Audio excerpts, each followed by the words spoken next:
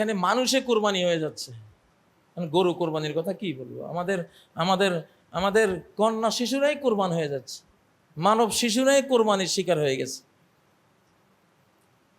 আল্লাহ তাআলা আমাদেরকে আমাদের আমাদের মুহাম্মাদি চরিত্র দান করুন, ইউসুফি চরিত্র দান করুন। আমরা আমাদের কন্যা শিশুদের প্রতি আমরা হেফাজতের দৃষ্টি দিলে আল্লাহ আমাকে হেফাজত করবেন, আল্লাহ আমার রাষ্ট্রকে হেফাজত করবেন। সরকার যদি এই এই মা ও শিশুদের হেফাজত অক্ষরে অক্ষরে পালন করে, এই সরকারের নিরাপত্তার ফয়সালা আল্লাহ করে দিবেন ইনশাআল্লাহ। নারীর নিরাপত্তা, নারীদেরকে বেহায়া বানানো, ঘরের বাহির করা, হলিউড বলিউড দিয়ে তাদেরকে ব্যভিচারের পথে ঠেলে দেয়া, তাদেরকে দিয়ে অ্যাপোস্টাইন দ্বীপ কার্যক্রম, এগুলি সবের পিছনে তারা, এই জন্য তাদের রাষ্ট্র থাকবে না। নারী হেফাজতের জন্য তো আমি রাষ্ট্র দিয়েছি, তাদেরকে তুমি ধ্বংস করে দিয়েছো, তোমার রাষ্ট্র দেবো কেন? হযরত ইউসুফ আলাইহিস সালাম জুলাইখা হেফাজত করে মিশরের রাজত্ব পেয়েছেন। কি হেফাজত করে? জুলাইখা হেফাজত করে মিশরের রাজত্ব পেয়েছেন। সুবহানাল্লাহ। কাযালিকা মাক্কান্না লিইউসুফ, আমি ইউসুফকে ক্ষমতা দিয়েছি, সে পরীক্ষায় পাশ করেছে। যে নারীর পরীক্ষায় পাশ করেছে সে আমার রাষ্ট্র, আমার জমিনের পরীক্ষায়ও পাশ করবে। জমিনের সোনা রূপা, টাকা পয়সা, ধন দৌলত রক্ষার সে ওই পরীক্ষায় পাশ করবে, কারণ নারী পরীক্ষা সবচেয়ে কঠিন। এই পরীক্ষায় যে ব্যক্তি বা যে রাষ্ট্র পাশ করে তারা সম্পদের, টাকার, ডলার, ইউরো, ওগুলো তুচ্ছ ব্যাপার, ওগুলোর পরীক্ষায় অনায়াসে পাশ করবে। কারণ নারী হলো পৃথিবীর আল্লাহ বানিয়েছেন সবচেয়ে বেশি আকর্ষণীয় একটা অস্তিত্ব, মানুষের পুরস্কার হিসেবে আল্লাহ এটা দিয়েছেন। এই জন্য হযরত ইউসুফ জুলাইখা হেফাজত করে মিশরের রাষ্ট্র পেয়েছেন, যে ঠিক আছে তোমারে দায়িত্ব দিলাম, তুমি পারবা। ইন্নী হাফিজুন আলীম, উনি বলেছেন আমি রক্ষাকারী, আমি ভক্ষক না, আমি রক্ষক, আমি জানি কিভাবে রক্ষা করতে হয়। আমি জুলাইখাকে রক্ষা করেছি, তোমার মিশরকে রক্ষা করা 1 2 ব্যাপার কোনো ব্যাপারই না। আমি বড় পরীক্ষা পাস করেছি, এসপি পরীক্ষা পাস করলে চৌকিদারের পরীক্ষা পাস করা এটা কোনো বিষয় হলো? অতএব নারী হেফাজত মানে রাষ্ট্র হেফাজত। 1975 নারী হেফাজত ছিল না, 72-75 পর্বে নারী হেফাজত ছিল না। মেজর ডালিমের স্ত্রীর কাহিনী সহ এমন হাজারো কাহিনী, তখন এত প্রচার মিডিয়া ছিল না। আল্লাহ তাআলা একবারে ঘৃণা করে বিদায় করে দিয়েছেন। এরপরে 17 বছর প্রত্যেকটা অফিসে অফিসে গোপন কক্ষে নারীদের ইজ্জত লুণ্ঠন করা হয়েছে, আল্লাহ ঘৃণা করে ফেলে দিয়েছেন। এখনো কিছু কানে আসে, সাবধান, এই পৃথিবী কারো বেহায়াপনা, বেলাল্লাপনা আর নষ্টামো ভষ্টামো করার জায়গা না। বড় কঠিন পরিণতি। এখন আর 17 বছর লাগবে না, এখন যদি কেউ কিছু করেন অতি অল্প সময়ে উড়ে যাবেন শতাব্দীর মারে। এটা হলো সচ্চরিত্রতার শতাব্দী, এটা ইসলামের শতাব্দী, এটা পবিত্রতার শতাব্দী, এটা ইমাম মাহদীর শতাব্দী। সময় বেশি নাই, মোটেও সময় বেশি নাই। সূরা কাহফের প্রথম 10 আয়াত পড়ুন, সূরা কাহফের শেষ 10 আয়াত পড়ুন, আত্মরক্ষা করুন। সময় বেশি নাই, অল্প সময়ের মধ্যেই পৃথিবীর সবকিছু চেঞ্জ হয়ে যাবে ইনশাআল্লাহ। কোরবানির কথা কি বলবো, দেখি খুতবা দ্বিতীয় অংশে কিছু বলা যায় কিনা। যেখানে মানুষে কোরবানি হয়ে যাচ্ছে, গরু কোরবানির কথা কি বলবো, আমাদের আমাদের আমাদের কন্যা শিশুরাই কোরবান হয়ে যাচ্ছে, মানব শিশুরাই কোরবানির শিকার হয়ে গেছে। আল্লাহ তাআলা আমাদেরকে আমাদের মুহাম্মাদি চরিত্র দান করুন, ইউসুফি চরিত্র দান করুন। আমরা আমাদের কন্যা শিশুদের প্রতি আমরা হেফাজতের দৃষ্টি দিলে আল্লাহ আমাকে হেফাজত করবেন, আল্লাহ আমার রাষ্ট্রকে হেফাজত করবেন। সরকার যদি এই এই মা ও শিশুদের হেফাজত অক্ষরে অক্ষরে পালন করে, এই সরকারের নিরাপত্তার ফয়সালা আল্লাহ করে দিবেন ইনশাআল্লাহ। এই রাষ্ট্রের নিরাপত্তার ফয়সালা আল্লাহ করে দেবেন। মেয়েদেরকে শালীন ড্রেস পরান, একটা মেয়েকে স্কার্ফ দিয়ে ঢাকলেন, একটা বোরকা দিয়ে ঢাকলেন, মানে রাষ্ট্রকে ঢাকলেন। রাষ্ট্রকে একটা নিরাপত্তার চাদরে একটা মেয়েকে ঢাকলেন, মানে গোটা বাংলাদেশকে ঢাকলেন, গোটা বাংলাদেশকে নিরাপত্তা দিলেন। এই আধ্যাত্মিক বিষয়গুলো, ধর্মীয় বিষয়গুলো আমাদের যারা বাংলাদেশকে চালান বা চালাবেন, তাদের জানতে হবে কোরআন থেকে। আকুলু কাওলি হাযা ওয়া আস্তাগফিরুল্লাহ লি ওয়া লাকুম ফাস্তাগফিরুহু ওয়া তুবু ইলাইহি ইন্নাহু হুয়াল গফুরুর রহিম। আলহামদুলিল্লাহিল্লাযী খালাকায যুকুরা ওয়াল ইনাস। আলহামদুলিল্লাহিল্লাযী কাররামাল ইনসান বিল মাওয়াদ্দাতি ওয়ার রাহমাতি ওয়াল ইনাস। ثم أما بعد فأعوذ بالله من الشيطان الرجيم. بسم الله الرحمن الرحيم. إن الله وملائكته يصلون على النبي يا أيها الذين آمنوا صلوا عليه وسلموا تسليما. اللهم صل وسلم وبارك على محمد وعلى آل محمد كما صليت وسلمت وباركت على إبراهيم وعلى آل إبراهيم إنك حميد مجيد. اللهم بارك على محمد وعلى آل محمد كما باركت على إبراهيم وعلى آل إبراهيم إنك حميد مجيد. সম্মানিত মুসল্লিয়ানে কেরাম, হযরত ইব্রাহিম আলাইহিস সালাম এতটা আল্লাহর বন্ধু ছিলেন, আলটিমেট ফ্রেন্ড অফ আল্লাহ, সার্বক্ষণিক আল্লাহ প্রেমে উদ্বুদ্ধ ছিলেন। তার প্রিয় পুত্র ইসমাইল এসে যেন ওই আল্লাহ প্রেমে একটু ভাগ বসাতে চাইছিল। আল্লাহ বললেন জবাই করে দাও, কেন আমার প্রেমে কেউ ভাগ বসাইতে পারবে না। যেমন নির্দেশ হযরত ইব্রাহিম সেটা পালন করতে গেলেন। ওই যুগে এমন প্রথা ছিল, পুত্র জবাই করার একটা প্রথা ছিল, সেটা আল্লাহ প্রদত্ত ছিল না, সেটা মূর্তি পূজারীরা বানিয়েছিল। মূর্তি পূজারীরা বানিয়েছিল বলিদান, বলিদান দেবতার জন্য বলি দেওয়ার একটা সিস্টেম ছিল মুশরিকদের মধ্যে। তা আল্লাহ হযরত ইব্রাহিমকে দিয়ে সেই সিনারিওটা সামনে আনলেন।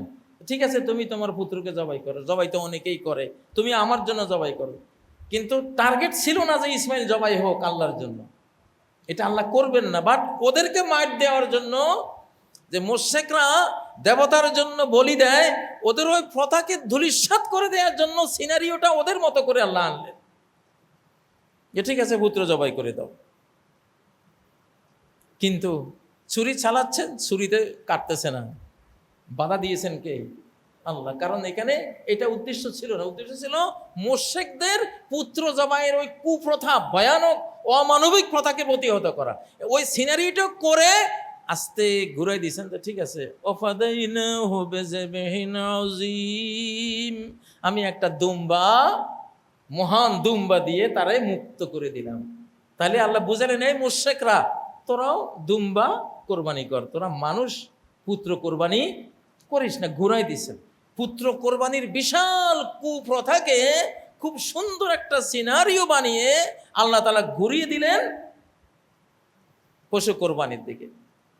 পশুরা কোরবান, ওরা তো খাদ্যরূপে আসছে, ওরা কষ্ট পায় না। নবীজি যখন উট জবাই করতে দিয়ে গিয়েছিলেন বিদায় হজ্জে, উটেরা গলা পেতে দিচ্ছে, ওরা খুশি, ওরা খুশি যে আমরা আল্লাহর পথে যাব।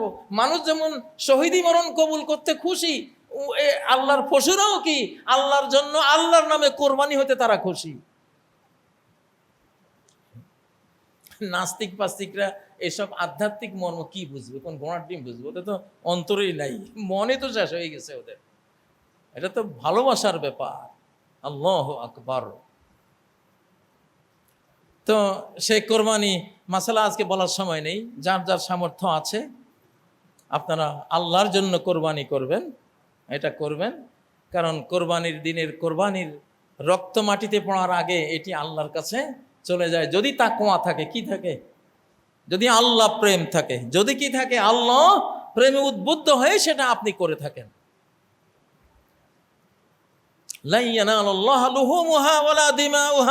আল্লাহর কাছে এই মাংস যাবে না, এই রক্ত যাবে না। তোমাদের অন্তরের তাকওয়া আল্লাহর কাছে যাবে। আল্লাহর সন্তুষ্টির জন্য আল্লাহর হুকুম পালন করা, অসন্তুষ্টিকে থেকে বাঁচার জন্য নিষিদ্ধ কাজ থেকে বিরত থাকা, এটাই তো তাকওয়া। আল্লাহর মোহে মোহগ্রস্ত হও, আল্লাহর প্রেমে মজনু হও, এটাই তাকওয়া। দুনিয়ার মোহগ্রস্ত হইও না, এটাই তাকওয়া। দুনিয়ার মোহগ্রস্ত হওয়া ফাসিকি কাজ, ফাসিকি ফাজেরি কাজ, ওটা অপরাধ, ওটা ক্রাইম। আল্লাহর মোহগ্রস্ত হওয়া, আল্লাহর প্রেমে সিক্ত হওয়া, মজনু হওয়া, এটা মহাপুণ্য, সবচেয়ে বড় পুণ্য।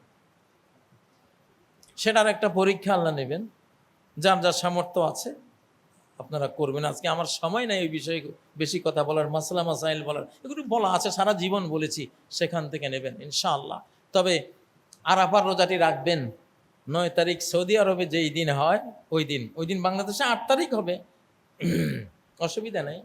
আপনারা সিয়ামে আরাফা, আরাফার দিনের কথা ইন্ডিকেট করা হয়েছে, এই জন্য ওটা 9 তারিখের রোজার কথা বলেননি নবীজি, বলছেন আরাফার দিনের রোজা। এ তারিখ কি হয় হোক, কারণ যদি 9 তারিখ বলতো তাহলে বাংলাদেশের 9 তারিখ পালন করা জরুরি ছিল, কিন্তু এখানে সিয়ামে ইয়মে তাসের বলা হয়নি, সিয়ামে ইয়মে আরাফা। আরাফার দিন যেদিন হাজিরা থাকবে সেই দিন রোজা, বাংলাদেশে কোন তারিখ হয় হোক সমস্যা নেই, আপনি ওই দিন রোজা রাখবেন, এটাই স্ট্রং কথা। অনেকে বাংলাদেশের 9 তারিখে রাখেন, সমস্যা নেই, আপনি তাহলে 2টা রাখেন। আপনি বাংলাদেশের 8 তারিখ যেদিন আরাফার দিন সৌদি আরবে সেই দিনও রাখেন, বাংলাদেশের যেদিন 9 তারিখ সেই দিনও রাখেন, তাহলে তো একেবারে আপনি মুক্ত হয়ে গেলেন ঝামেলা থেকে। 1 বছর আগের 1 বছরের গুনাহগুলি ক্ষমা, পরের 1 বছরের গুনাহগুলি ক্ষমা, কত বড় প্রাপ্তি, এটা করুন। আর এই 10 দিনে তাকবীর বলা, সবসময় আল্লাহু আকবার, আল্লাহু আকবার, লা ইলাহা ইল্লাল্লাহ, আল্লাহু আকবার, আল্লাহু আকবার, ওয়ালিল্লাহিল হামদ, এগুলি এই 10 দিনের তাকবীরে মুতলাক, সময়ের সাথে সংশ্লিষ্ট নয়, সার্বক্ষণিক এই তাকবীরগুলি বলা সুন্নাহ। আবার 9 তারিখ আসর থেকে 13 তারিখ ফজর পর্যন্ত 5 ওয়াক্ত সালাতের পরে তাকবীরগুলি বলা, সেটা হলো সময় রিলেটেড ওয়াজিব, সময় রিলেটেড ওয়াজিব। কিন্তু এটা ছাড়া এই পুরো 10 দিন 10 রাত যখনই মনে চাইবে আল্লাহু আকবার, আল্লাহু আকবার, লা ইলাহা ইল্লাল্লাহ, আল্লাহু আকবার, আল্লাহু আকবার, ওয়ালিল্লাহিল হামদ, তাকবীরগুলি বলবেন। বাংলাদেশ তো এখন নারায়ে তাকবীরের দেশ, আলহামদুলিল্লাহ, নারায়ে তাকবীর। আমাদের তরুণরা খেলার মাঠেও তাকবীর দেয়, আলহামদুলিল্লাহ। সে তাকবীরকে আরো বেশি বেগবান করবেন, গতিশীল করবেন, সর্বত্র ছড়িয়ে দিবেন, এটা জাতীয় নিরাপত্তা আসবে ইনশাআল্লাহ। আমাদের উপরে একটা যুদ্ধ এইভাবে দাঁড়িয়ে আছে, যুদ্ধের সিরিয়াল তো আমি গত জুমাতেও বলেছি। প্রথম হবে গাজওয়াতুল হিন্দ, এই যুদ্ধেই অঞ্চলের ফয়সালা হয়ে যাবে। দ্বিতীয় যুদ্ধ হবে গাজওয়াতুন নাসারা, খ্রিস্টান বিশ্বের সাথে যুদ্ধ, সেটা ইমাম মাহদির নেতৃত্বে হবে।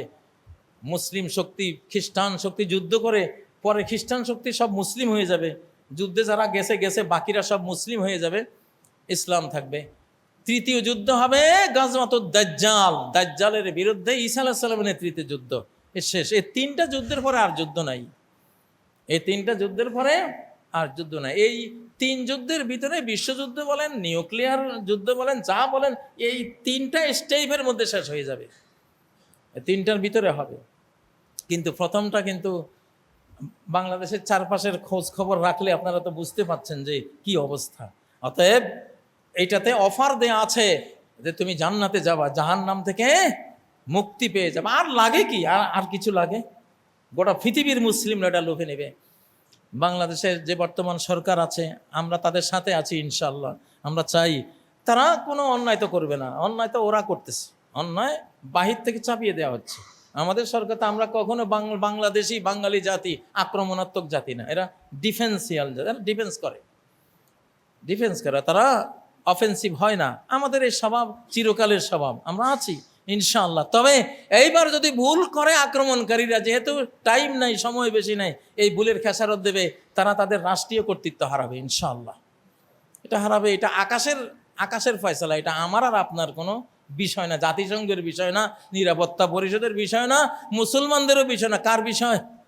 মালিকুল মুলক, কুলিল্লাহুম্মা মালিকাল মুলকি তুতিল মুলকা মান তাশা। বলে রাখলাম যাতে করে কেউ ভুল না করে, আল্লাহ তাআলা আমাদেরকে সঠিক পথে চলার তৌফিক দিন। আল্লাহ আমাদের মা বাবাকে ক্ষমা করেন, আল্লাহ আমাদের দাদা দাদি নানা নানি জিন্দা মুর্দা সকল মুসলিমা মুমিন মুমিনাকে ক্ষমা করেন। হে আল্লাহ, বাংলাদেশকে হেফাজত করেন, বাংলাদেশের জনগণকে, বাংলাদেশের সরকারকে সিরাতে মুস্তাকিমে চলার তৌফিক দান করেন। আল্লাহ, সুজলা সুফলা শস্য শ্যামলা বাংলাদেশকে আরও বেশি বরকতময় করেন, আরও বেশি রিজিকের ব্যবস্থা করে দেন। আল্লাহ, ছোট্ট ভূখণ্ডেই আমাদের সবার রিজিকের অফুরন্ত সম্ভাবনা আপনি দিয়ে রেখেছেন, এগুলোকে কাজে লাগাবার তৌফিক দেন আল্লাহ তাআলা। أعوذ بالله من الشيطان الرجيم. بسم الله الرحمن الرحيم. إن الله يأمر بالعدل والإحسان وإيتاء ذي القربى وينهى عن الفحشاء والمنكر والبغي لعلكم تذكرون. واذكروا الله يذكركم وادعوه يستجب لكم ولذكر الله أكبر والله يعلم ما تصنعون.